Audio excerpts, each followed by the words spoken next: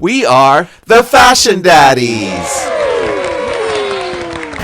Okay, Fashion Daddy Nick, it's time to talk about the Miss Universe pageant. I was going to say, like, did something exciting happen this past week? Exciting, dramatic, Viral.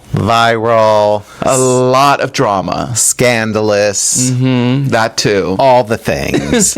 All the things you would expect and more because we're used to a little bit of drama, of course. Yeah. It's a pageant. Right. Always some level of drama. But this one had every bit of drama you could ever imagine. I mean, beyond drama. And I have to say, for a pageant lover and follower such as myself, I mean, I've loved pageants ever since I lived in Venezuela, and Venezuela is known for its pageant queens, and my sister was in the Miss Venezuela, so I was a pageant queen brother. Yes. So it was in my blood, and I always say that some of my original fashion muses, besides my mom, were the Miss Venezuelas, and watching them, because they were just dolls and they were just perfection, and there was so much couture fashion-wise. As somebody, I didn't realize back then that I wanted to be a fashion designer, but obviously, I mean, my goodness, I mean, there was like Paris-like couture being worn by the Miss Venezuelas. Anyway, and of course, on my blog, which I started back in 1887, I started discussing pageants, and I titled them, what, Daddy David? They were titled Sashes and Tiaras, right? Yes. Is that what it is? Yes, that's what it is. I kind of guessed. No, yeah, we're continuing. So go to my blog and you'll see it, because I've discussed the Miss Universe pageant. Now, as Daddy David said, there was a lot of drama, a lot of scandal. Yes. The judges dropping out, and now, as we speak, as we tape this podcast, there's been contestants after the pageant that are dropping out. Miss Côte d'Ivoire, Miss Estonia. Well, they're Miss not France. dropping out. They are resigning their titles that were assigned to them. Yes, that's it. Yes. Because of all the mess. Right. I mean, if there's one word that can describe what has been going on with Miss Universe and the Miss Universe organization, is a mess. And again, as a lover of pageants and a follower of pageants, it doesn't make me happy. Let's just say. And there are plenty of other podcasts out there about the scandal. We're not going to really do the scandal. No. Let's just say the biggest scandal is that it was fixed. That the whole pageant was fixed. That the winner was chosen in advance. Allegedly. Right. And that is probably amongst the 22 other scandals that happened. Just 22? I think there were more. That's the biggest. Yeah. But we are here to talk about the gowns. Yes, we're here to talk about the gowns. And Daddy David, as designers, both of us, we've worked with Miss Universes and made gowns for Miss Universes. One of our favorite is our sister, and I know that she would be happy if we called her that, and that is Miss Universe Brooke Lee, who was also Miss USA, and she continues to be our sister, our pageant sister. Yes. And boy, oh boy, thank God I had her this past week around in my phone, because we were texting, honey, and I am not going to show you our texts, but we were drinking so much tea. I don't think there was. I don't think we left any tea. No tea left in the harbor. Exactly. All right, so let's get to the gowns. All right. Okay. Okay. Can I say one thing More? about One more thing? because I'm going to switch it to gowns. Okay. But I'm going to comment just a little bit on the state of pageant gowns. Oh yeah, I think we need to do that in today's era. Yes. So one of the most exciting things always has been the pageant gowns. That's obviously, like Nick said, that's what brought him to pageants. Yeah. That's what has kept him around. And when I was young, it was the same. I loved seeing all the gowns. And it's changed. It changes, of course, with the era. Yeah. Every decade has a different style. They bring something different to it. And I actually was peeking at a few of your older blog posts and looking, and they go back to about 2008. And so how many years is that? Vintage. That's vintage. Not quite 20, but close. Yeah. And it's amazing to see what they wore just in 2008 compared to 2025. Like the evolution or evolution. Non-evolution of fashion. Well, so at first you know, your mind says, "Oh, it was so much better," and I miss the days. And I will say that is probably true, but not as much for how wonderful some of the gowns were, but for the variety. Yes. So just only that many years ago, the range of styles. That's a good point. That the women wore was really just expansive. Yeah, very broad range. There were columns. There were ball gowns. Yes. There were T-lanes. There were sequins, but then there were straight up satin gowns. Yes. So that variety was something to look forward to. Yeah. And sorry to say, because of course we did critique good and bad. The bad was many times as fun as the good. Yeah. And it was just enjoyable. Yeah. Now the gowns are not very similar. They are almost identical. It begs to question why you would even just say that it comes from another designer, right? And I hate that, because I make a point on my blog, and I'm making a point here to try and give credit to the creators, the designers of these gowns, and I did that and I tried to do that back in the day, as somebody who designed and created gowns for not just Miss Universe, Miss California, Miss USA, etc. So, it's nice to have to get credit, but I swear, since they all look the same, that you can't tell the difference between one that it's from different designers, which is a shame.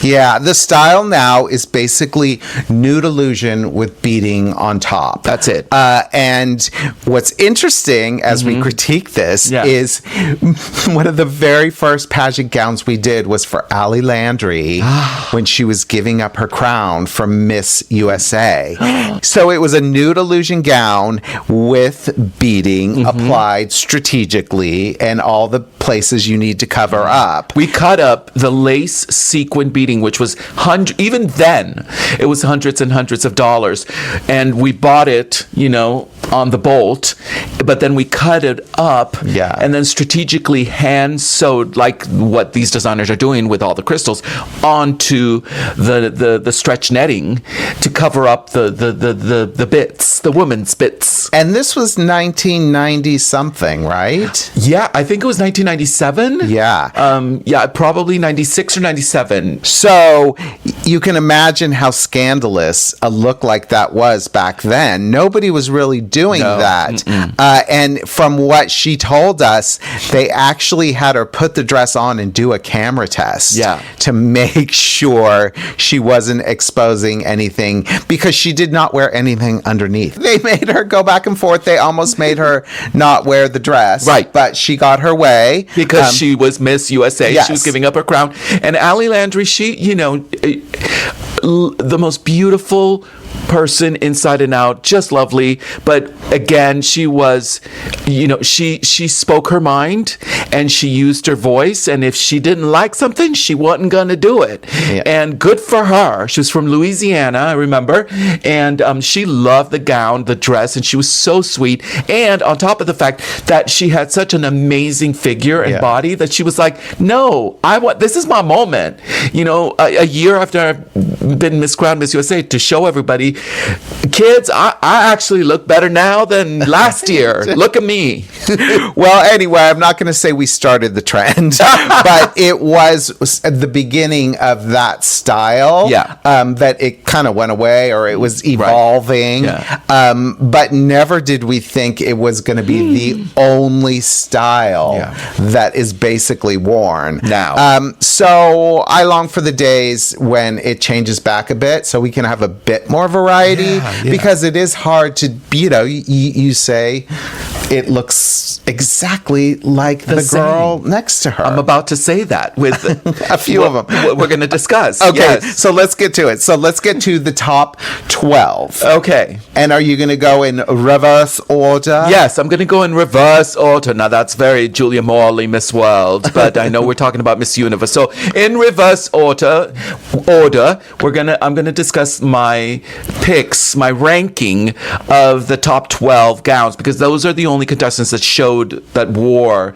their evening gowns. Yes, they started on the final. On the final night. They started with the 30 semifinalists, and then they went to top 12. All right, so at number 12 is Miss Universe Mexico, Fatima Bosch, who, in fact, won the pageant. She took the whole crown. Now, she wore a red dress, a red sequin dress. It was fully sequined, and it was by Mexican designer Trino Orozco.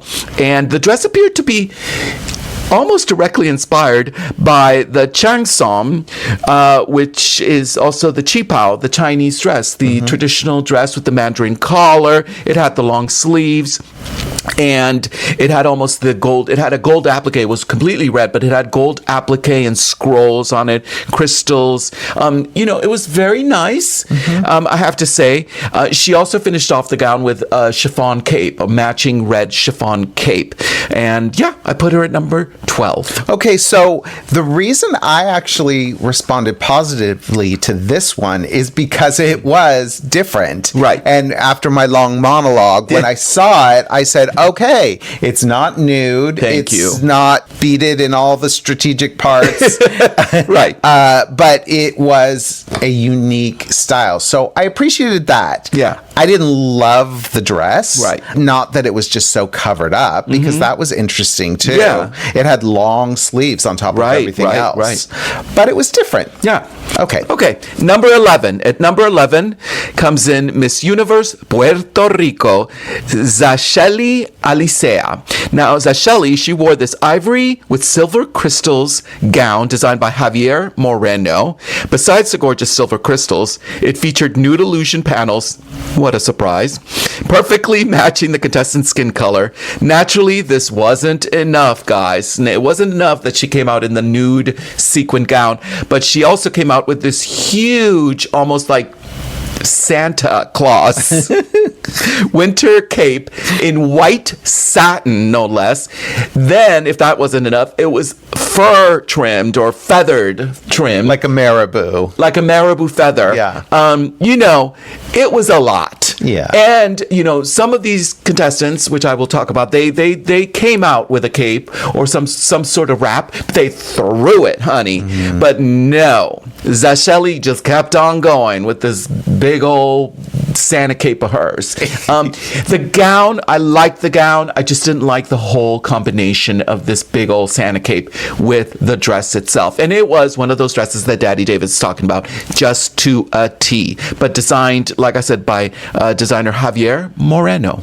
Okay, so I, again, appreciated that she was trying to stand out from the others. Right. With the large, it was almost like a nightgown robe that you would see in the 1930s, where somebody's draped across the chaise waiting for that special someone.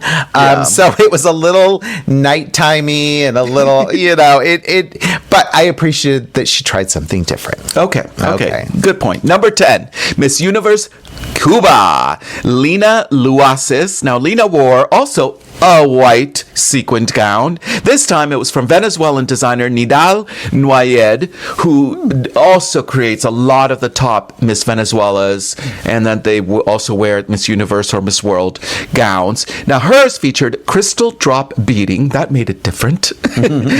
Nude illusion, of course. It was kind of at the stomach as well as surrounding her upper chest, and it had these dramatic white satin bust, I call them bust to floor panels. I don't know how else you would call them, but they started at the bust and then they flipped over to her shoulder, and I think they were sewn in and then just dropped. And she had her hair up in a bun, in a big top knot bun. You know, it was in packaging. She's like 7 feet tall. Yeah. So the shape was just right. And this designer, this particular designer, who I'm a big fan of, Nidal Nuayed, is known to create couture-worthy dresses. He comes from that line of Venezuelan designers that just know their, you know what, their craft. I will keep it G-rated. Yeah, I liked it. Again, they were trying to add something special to the typical nude illusion and beading. So the white, was it satin that came over? Or yes, what? It was satin. It was like a silky satin. Yeah. I just thought that the placement over starting here, yes, and that went directly over each shoulder. Maybe if they had crisscrossed and created a nice cross effect, something a little more interesting. It just looked a bit almost like they were just sort of tacked on there. So okay, all right. Now we're at number 9. Again, out of 12, we're going from 12 to 1. Number 9 was Miss Universe Malta, Julia Cloet. Now this was worn by Malta, and this is the first time ever. Here's a little bit of pageant inside dish, or trivia, as people would say. It was the first time ever that the country of Malta got picked to be a semifinalist at Miss World. So this is a huge, historical moment for that island nation in the Mediterranean in Europe. She was the first Miss Universe contestant, and she became Miss Universe Continental Queen for Europe and the Middle East. And this gown, it was a gold shimmering fringed gown from Filipino designer Chico Estiva. Now the dress featured a sweetheart style bust with paneling details, a high neckline of sheer illusion fabric, of course, scattered crystals, all this embellishment. But I think the star and what made it different was the fringe. There was just gold fringe, like beaded, bugle beaded fringe falling down the arms. And then the whole gown itself from the waist down was covered in these fringed crystals. So it made for quite a look. And, you know, she kind of looked like Cher in a way. She had this dark hair, very porcelain skin. So it was very retro. It was like late 70s, early 80s retro. Anyway, she makes my number 9. Okay, I liked it. Okay, moving on. Number 8. Number 8 is Miss Universe Chile, Ina Moll, who actually comes from Swiss parents, I believe, or Swiss ethnicity. Ina wore this nude style gown. Drink, if I'm being repetitive here. But the difference was, I mean, you're about to fall on the floor. It wasn't silver. Yes. I know, it wasn't. It was pink and blue.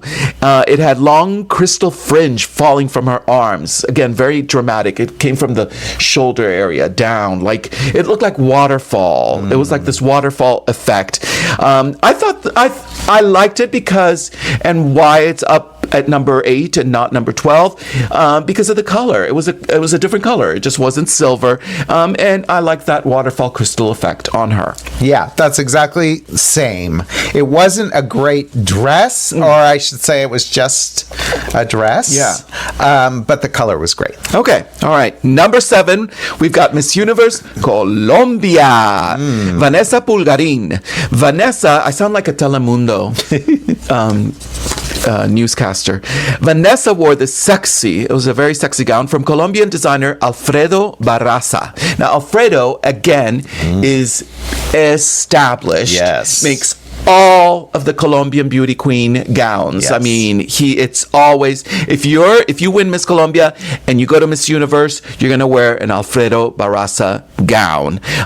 Anyway, it was completely covered in crystals, and it featured a side front high slit. That was different because a lot of the other nude gowns didn't have this kind of a slit detail. So really high front slit, so her leg was showing, and it had larger sequin stones, so it kind of gradiated. There were a lot of little sequins and then large ones throughout the gown itself. That silhouette of a dress, it was very simple and basic compared to a lot of the other dresses, but it really accentuated her stunning body. I mean, she was like a doppelganger for Sofia Vergara.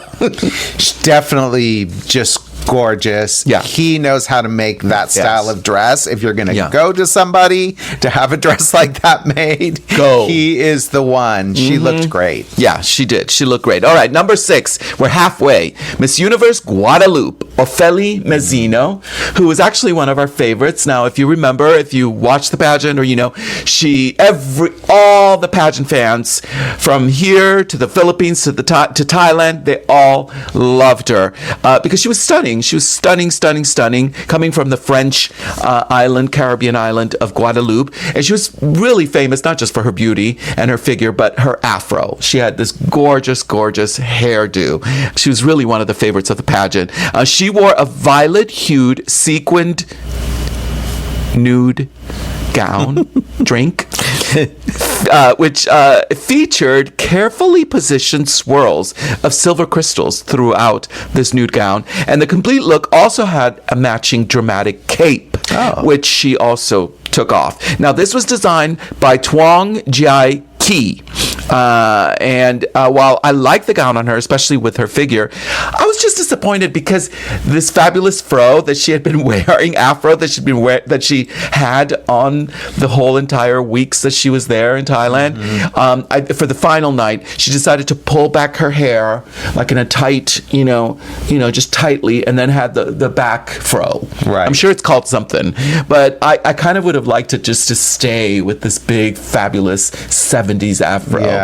Look, I'm not complaining about the gown necessarily. It's more, I guess, the hairstyling. So I thought she looked amazing because she is so gorgeous. It did remind me of the Ali Landry dress we made. Yes. Sort of a 2025 modern version of that. Yeah. I thought she could have done a very strong color because she could really handle that color. Right. A lot of the contestants, the misses, probably wouldn't be able to wear a strong color, but she could. So I kind of would have liked to have seen that. Okay. All right. We are number 5, Miss Universe China. Zhao Na and Miss Universe China wore oh gosh, it's just too much, right?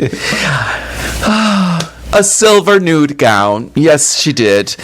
She wore a silver sequin nude gown that had a sculptural front bodice with nude illusion panels exposing her teeny tiny waist. The gown, while similar to a lot of the others that I've just talked about and some coming up, was a standout on her. It was really why I liked it, even though I'm just going on and on, is because of her. Yeah. Because she supermodeled it. Yeah. For sure. She really supermodeled the whole entire look. And it also had a feathered coat to go along, which she wore off her shoulders and she carried with her. Very dramatic. So I moved her up to 5 as opposed to the others. Did she keep the coat on the whole time? I can't remember. Yeah, I can't remember either. Because this coat worked better, but the gown alone was gorgeous. Yes. So it would have been nice if we saw it without the coat. Right. But she was beautiful. Yeah, she was just stunning. She was like something out of that was created by AI. Yes. I mean, that's how perfect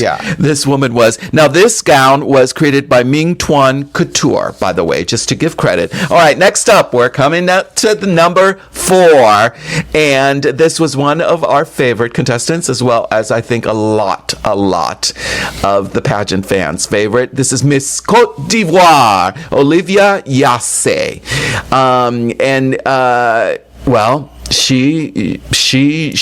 I thought she was gonna get the crown. Yeah. I mean, when they were up to the top 5, she made it to the top 5 and did the whole question and answer, which she answered just flawlessly, beautifully, with command and respect. And I wrote down her as my Miss Universe, and so I was surprised when they said the 5th runner-up is Miss Côte d'Ivoire, and I was like, who? Anyway, and yeah. What did she wear, Fashion Daddy? Oh, I don't even have to look at my notes because, yes, Daddy David, she wore a nude silver sequined gown. Yes, she did. Yes, she did. She did. And you may ask, well, it sounds like you just don't like them, and there's so many of them, so why would you put this one on the top 4? Well, it was because of her. Yes. Because when she went on stage, and again, she started with a big, huge silver blanket of a coat. And then she twirled, honey. She did a turn and she dropped it as you turn. I mean, the gays lost their mind. And when I say the gays, I mean me and David at our house. It was fabulous. And the gown was beautiful. Again, it was just a silver nude gown, just like the others, just perfect. I can't tell the difference between one or the other. But, it had gorgeous silver sequins that radiated from the waist, and it curved around her body, and it had the slit. It had all of it. But really, what put her in my top 4 was how she brought it onto the stage. And that is how they are actually judged. They're not judged on the gown. Right. They are judged on We are judging them. We judge the gown, but they are judged on how they wear the gown. Yeah. And she wore the gown beautifully. Yeah, she did. All right. Good job, Miss Côte d'Ivoire. Number 3. We're at number 3. Miss Philippines, Atisa Milano. Now, in my top 3 evening gowns for the top 12, I have Miss Universe Philippines. Now, she came to win. She wore this stunning creation. I have to give the designer props because this was obviously one of my top 3 favorite gowns. And I know that David and I gasped when she came on to the stage by Val Taguba. Now, from the moment she came on stage, this was haute couture level design of the gown. Yes, it was yet another, say it with me, Daddy David, nude silver gown. I mean, come on. We gotta get a little more creative. I want to see some silk Duchess or silk Zibeline in bubblegum pink. Come on now. I'm just saying. Well, the Telemundo announcer, she wore gorgeous dresses. She did. I wish they would go back to that. Yeah, I know. Somebody should have tapped her on the shoulder or gotten her stylist. But it wasn't just that. It was framed by these unusual iridescent organza panels that looked as if they were just, again, talk about AI, like they were produced by AI. As she walked onto the stage and did her runway walk, they floated weightlessly around her as if they were being manipulated by the air, by her, by the evening gown gods. And it really reminded me of a Belgian couture designer, Iris van Herpen. So bravo, bow down to Val Taguba, to the Miss Philippines organization, to the stylist, to the team. This was Yes, and there was also a Prada dress a few seasons back that had that same effect that it reminded me of. At first when she came out, I wasn't sure if I liked it. And then within 2 steps, when I saw the pieces start to flutter, I was like, oh, okay. I mean, this is great. It was like a nude silver sequin jellyfish. Yeah. Like coming up from the waters. Oh, thank you. All right, number 2. We have 2 left. And my number 2 position, this was a hard one. Okay. Because these last 2, I was going back and forth. Okay. So, but I finally decided number 2, I give it to the gown that Miss Universe Thailand, Pravinar Singh wore. So, like I said, I had a tough decision between her and who I put in my number one. Now, this was created by Thesey Couture. It's a gorgeous gown. Now, it had a name. It was entitled Legacy of the Eternal Queen, and it was inspired by the legacy of the Thai national dress, which I instantly saw in the design, and as well as an homage to Queen Sirikit, who recently passed away, and her enduring legacy that continues to shine on to the Thai people.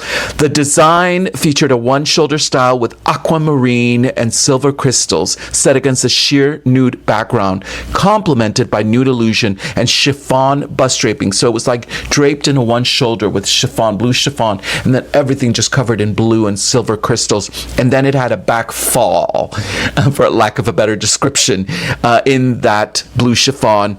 The one shoulder, the blue, the blue chiffon, the obvious homage to the Thai national dress, which I know of, and then her hair, her styling, and she was just stunning. Again, she also could have won. I thought it was between Cote d'Ivoire and Thailand for me. Yeah. That's who it was. Anyway, she almost got my 10 points. Yes, I love the way the beading shaped the bodice area. It was just beautiful. Yeah. Great. Okay, so drum roll. At number one, I give it to the gown worn by Miss Universe Venezuela. Oh.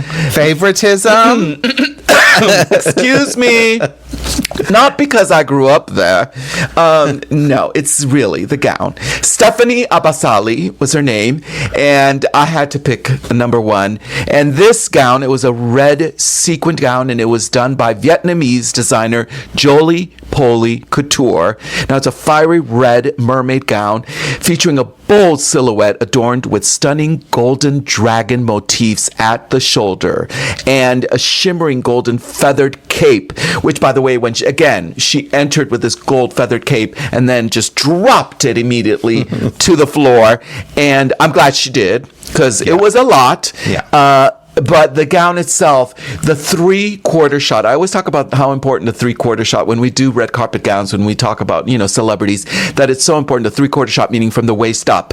The dragons right here at the shoulder, you just couldn't take your eyes away from it. It just framed her so well. The gown just fit her beautifully. And there were so many other details in this dress that I just thought it was just flawless. And I was just happy that it wasn't a nude silver gown. So, I had to put her on top. And when you see the combination of the gold feathered cape and the dress itself, it is something that you could see at like the Metropolitan Museum of Art costume exhibition. So there's that. So thank you. Yes, that is the thing about Venezuela and the gowns. They will never bow to what everybody else is doing. Right. They will always go in the direction they feel is right. And that's what I love about it. And obviously an homage to Thailand. Correct, with the style. So that was very thoughtful. Right. And she just looked stunning. And the red color with her hair up and her skin color, her pale the porcelain skin.